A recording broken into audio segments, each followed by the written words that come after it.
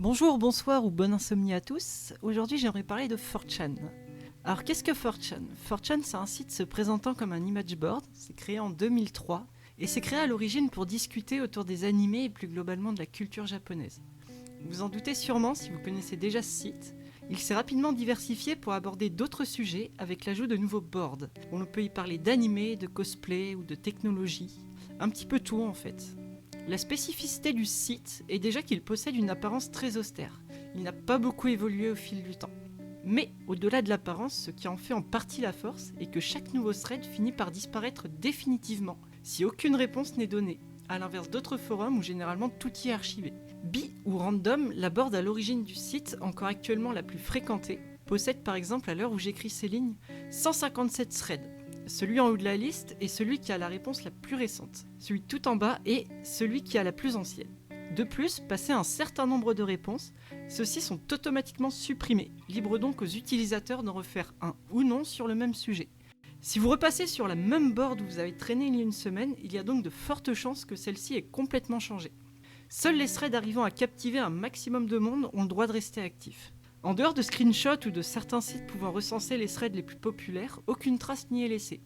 Quelque part, déchaîner les passions en faisant le plus de posts offensants possible peut lui permettre de rester en haut. Un peu comme un titre putaclic sur YouTube, sauf qu'ici, absolument tout est permis. En effet, l'autre spécificité de 4chan est également la totale liberté d'expression. Aucune inscription, tout le monde y est anonymous ou anon. Personne n'y est, en théorie, en tout cas, célèbre. Pas de points de forum ou de karma accumulés. Et si vous ajoutez à tout ce joyeux bordel une modération extrêmement faible comparée à d'autres sites plus communs, et vous obtenez certainement l'un des sites les plus sulfurés et le plus extrême de la culture internet, un espèce de vivier aux idées et aux fétiches les plus malsains. Le sport national du site ? Le trolling. Et celui-ci peut aller très loin, quitte à détruire des vies, mais on y reviendra. Il est également connu pour être une formidable source de mèmes, comme Pepe the Frog, Rick Astley, les Rage Comics, et franchement, j'en passe. Son influence est énorme. C'est aussi le berceau des incroyables histoires collaboratives que sont la Fondation SCP et les Backrooms. Un aspect également fascinant du site est que le porno et le gore bien sale côtoient aussi des discussions parfois poussées sur divers sujets. Qui pourrait le croire ? Prendre les utilisateurs de 4chan pour des abrutis serait une grosse erreur. Une phrase qui m'a beaucoup fait rire pour décrire ces derniers est « des intellectuels qui agissent comme des autistes ». Le site est aussi considéré comme étant le repère de personnes dérangées, sans limite, et de faire l'apologie des pires aspects de l'humanité. Du coup, j'aimerais bien m'intéresser sur qu'est-ce qu'a fait le site pour mériter une telle réputation. Dans un premier temps, en tout cas. Pour mieux comprendre jusqu'à quel point le site peut être virulent et aller jusqu'au bout de ses idées, j'aimerais m'intéresser à 3 groupes. L'une des figures les plus connues de 4chan est bien évidemment Anonymous. A l'origine, c'est un collectif de hackers sans visage, autoproclamés défenseurs de la liberté d'expression, qu'elle soit sur internet ou dans la vraie vie. Il n'y a pas vraiment de hiérarchie, chacun peut en faire partie, tout comme en partir librement. Anonymous représente d'ailleurs bien plus une idée anti-totalitariste et anti-censure qu'un véritable groupe. A l'origine, il s'agissait juste de troller ou attaquer certains sites via des DOS. Le groupe va rapidement prendre conscience du pouvoir qu'il détient et va dans leurs faits les plus marquants s'attaquer à l'église de Scientologie, qui avait supprimé une vidéo de Tom Cruise faisant connaître le groupe au grand public via des manifestations, des cyberattaques et une vidéo postée sur YouTube qui fera grand bruit à l'époque. Je suis sûr que vous la connaissez toutes. Il va également s'investir lors du printemps arabe, mettant en place une extension du navigateur Mozilla Firefox permettant aux manifestants de contourner la censure du gouvernement. Aujourd'hui, le mouvement s'apparente davantage à ce que peut être un Wikileaks par exemple, n'hésitant pas à faire surgir des sujets sensibles aux yeux du grand public et à porter la voix de populations opprimées ou contraintes au silence par leur gouvernement, que ce soit via des forums anonymes ou même des cyberattaques pour des pays où la censure y est forte. Le mouvement est malgré tout assez controversé, accusé de faire barrage aux services de renseignement et de faire justice eux-mêmes, à l'encontre de toute procédure légale visant à protéger un suspect qui, qu'on le veuille ou non, reste un suspect jusqu'à son jugement. Un autre groupe, plus récent et aux intentions bien moins louables, croyez-moi, est les incels, pour Involuntary Celibate. Je pense un jour d'ailleurs y dédier une vidéo car le sujet me passionne, car bien plus complexe qu'il n'y paraît. Mais en gros, pour vous résumer succinctement, il s'agit grosso modo de résumer son manque d'activité sexuelle et affective par incriminer le sexe opposé. Comme par exemple, si une femme ne veut pas de moi, c'est la société qui l'a conditionnée pour avoir de trop hauts standards. Je n'ai pas à me remettre en question. On peut aussi parler de la catégorisation des hommes en normies, alpha, bêta, etc., qui est aussi un gimmick des discussions sur ce sujet. En soi, ça peut faire sourire quand on voit ça de loin, mais ces personnes croient profondément en ce qu'elles disent. Et ça cache, à mon sens en tout cas, un profond mal-être pour la plupart. Le cas extrême d'Elliot Rodger en est le triste exemple. Encore une fois, je vais pas trop m'étaler sur lui vu la quantité de vidéos qui traînent sur son sujet. Sachez juste qu'il est à l'origine d'une fusillade ayant tué 6 personnes. Il possédait une chaîne YouTube dans laquelle il étalait ses propos misogynes et a été suivi dans son idéologie par d'autres tueurs de masse. La misogynie fait malheureusement partie intégrante de 4chan, mettant ce genre d'individu sur un piédestal, sous couvert de troll ou non, malheureusement. J'aimerais enfin parler de l'extrême droite et du board Paul. On va pas se mentir, ce board est majoritairement constitué de trolls. Ce board est là à l'origine pour discuter de l'actualité politique et... Comment dire imaginez votre tonton bourré à Noël qui commence à parler des gilets jaunes avec le grand-père au fond qui en rajoute 3 couches sur l'immigration et le reste de la famille qui balance des énormités juste pour voir jusqu'où ça peut dégénérer. En gros, c'est ça, Paul. C'est un endroit où les sujets les plus polémiques qui sont discutés sans aucun filtre, mais alors aucun. Ce board est à l'origine de la grande chasse au trésor, un drapeau érigé par Shia LaBeouf. Va falloir que je m'explique. En gros, Trump et reste un peu une idole du site. En gros, ce mec est raciste, sexiste, mais surtout ce qui fait de lui une légende sur le site et ce qui dit absolument tout ce qu'il pense à voix haute, sans se soucier des conséquences. Le mec est un shitposter IRL. La campagne présidentielle de 2016 à 2017 aux États-Unis a évidemment déchaîné les passions sur le site, et évidemment pendant ce temps-là, la gauche américaine était présente pour lui faire opposition, et parmi d'autres actions, une bien en particulier a retenu l'attention de 4chan, une caméra qui livestream H24 devant un musée à New York où chacun avait la libre parole.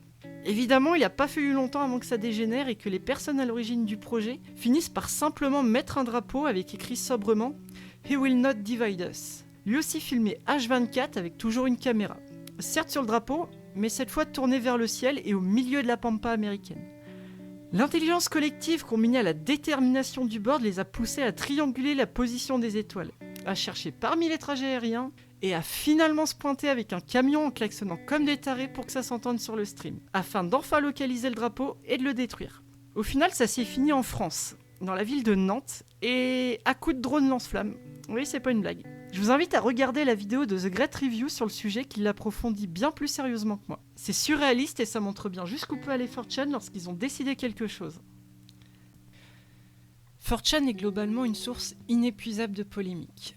Et ce n'est malheureusement pas qu'un groupe de marginaux aux idées jusque-boutistes. L'anonymat sur le site agit un peu comme une cagoule ou un masque dans la vraie vie. Ça désinhibe, désensibilise. Les gens agissent un petit peu comme s'ils ne se souciaient pas des répercussions. Être masqué, ça veut pas forcément dire que vous transformerez en psychopathe. Mais il y a une certaine corrélation au fait d'y être anonyme et de ne pas souffrir des conséquences. J'aimerais m'intéresser à 2 cas extrêmes de harcèlement pour montrer jusqu'à certains utilisateurs peuvent être insensibles et jusqu'où peuvent-ils aller juste pour la blague. Ces 2 cas m'ont profondément marqué pendant mes recherches, car particulièrement dérangeants.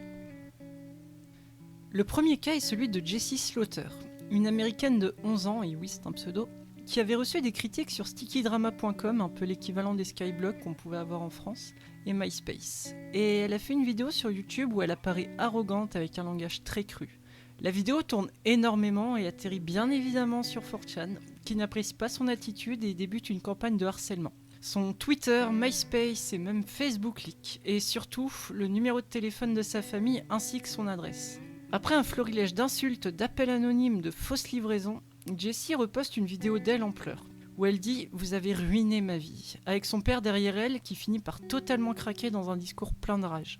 La vidéo explose évidemment sur internet et engrange des millions de vues, devenant un mème aux centaines de détournements. Le harcèlement s'est amplifié à un point tel qu'elle finira par être sous protection et surveillance policière. Elle sera tenue à l'écart pendant un petit moment d'internet. S'ensuivit un moment de calme apparent suite à ça, mais les choses devinrent encore pires par la suite. Même à l'écart de sa vie en ligne, elle se faisait aussi harceler à l'école. Jessie était malheureusement une fille instable et faisait à de multiples reprises des allusions sur le fait de mettre fin à sa vie. Son père a même été condamné pour avoir frappé sa fille, accusations qui ne lui seront pas retenues. Et celui-ci finira malheureusement par décéder d'une crise cardiaque seulement 1 an plus tard. Beaucoup de gens pensent que cet incident est lié à l'immense stress dont la famille était victime, ayant fragilisé sa santé. Aujourd'hui, Jessie tente de se reconstruire et de mener une vie normale après de multiples suivis psychiatriques et d'un traumatisme certainement encore bien présent. Sa vie a simplement été ruinée par ce harcèlement. C'est extrêmement triste. Le deuxième cas est celui de Bianca Devins, et celui-ci est encore bien plus dérangeant que celui de Jessie. Celle-ci a été assassinée à 17 ans par un certain Brandon Andrew Clark. D'apparence, le cas de Bianca ressemble à un banal et triste fait divers. La spécificité de ce crime est que son auteur a posté en ligne les photos du corps sans vie de Bianca sur internet, partagé en masse ces photos, et elles atterriront évidemment sur 4chan. Bon, jusqu'ici, rien d'anormal pour l'endroit que c'est. Cependant, l'auteur du crime sera mis en avant par la communauté incel du site, dont on a déjà parlé avec le cas Elliot Rodger. Celui-ci avait complètement perdu le contrôle suite à la vue d'un baiser avec un autre homme durant un concert auquel les deux participaient. Il finira par la poignarder dans sa voiture avant une tentative de suicide échouée. Prenant avant cela le temps de partager les photos de son acte en ligne. Bianca était une petite personnalité sur internet. Elle avait ce qu'on qualifie des orbiteurs, des gens qui aimaient suivre son contenu et discuter avec elle, avec pour certains l'espoir peut-être de sortir avec elle. Bianca le savait très bien et jouait évidemment de son charme. Mais le problème, c'est qu'à son âge, on n'a pas forcément conscience qu'en ligne, tout type de personnalité cohabite, certaines avec plus ou moins de bonnes intentions. Brandon fut évidemment érigé en héros par la communauté incel, voyant en lui une vengeance envers les femmes, une vengeance envers celles qui jouaient avec leurs sentiments. L'histoire est déjà sordide, mais le pire c'est que ces fameuses photos du corps sans vie de Bianca seront envoyées en masse à sa famille. Celle-ci devant faire avec le drame de la perte de leur fille, avec sa déshumanisation en ligne et des images qui les hanteront probablement jusqu'à la fin de leur jour. C'est absolument révoltant. Des histoires glauques comme ça sur le site, il y en a légion. Et avant de conclure, j'aimerais quand même vous dire qu'en aucun cas, je ne les pardonne. Les personnes qui ont fait ce genre de choses sont à vomir. Mais du coup, j'aimerais quand même nuancer mes propos. Parce qu'en fait, il serait facile de dire que ce site est juste une usine à merde. C'est pas les médias ou l'opinion en général sur ce site qui me diront le contraire. Mais la réalité est finalement un peu plus compliquée que ça. 4chan dans sa globalité dégoûte autant qu'il fascine, c'est indéniable. Il serait facile de dire qu'il faudrait fermer ce site au vu de ce qu'il est capable de générer. Sauf que, il s'agit peut-être là d'un des derniers bastions de l'internet libre. Je m'explique. Bon, vous l'avez compris, j'ai pas envie de l'idéaliser, pas du tout même. Je ne veux même pas vous conseiller de le fréquenter. Ou si l'envie vous en prend, restez simple spectateur. Le point que j'aimerais faire avec cette vidéo est que le site ne vaut rien d'un point de vue financier. Moot, ou Christopher Poole, son créateur, a refusé une offre de 45 000 $ en 2010 par un site de vente en ligne japonais, ce qui est une somme ridicule. Il a même affirmé à plusieurs reprises que le site était en déficit et qu'il perdait de l'argent à le maintenir. Aujourd'hui, on est à une époque où Twitter s'est vendu à 44 milliards $, où chaque site, réseau social a besoin d'une image lisse à tout prix, afin de pouvoir afficher de la publicité pour entretenir leurs énormes coûts d'entretien, et idéalement dégager du bénéfice. Et c'est surtout pas YouTube qui me dira le contraire.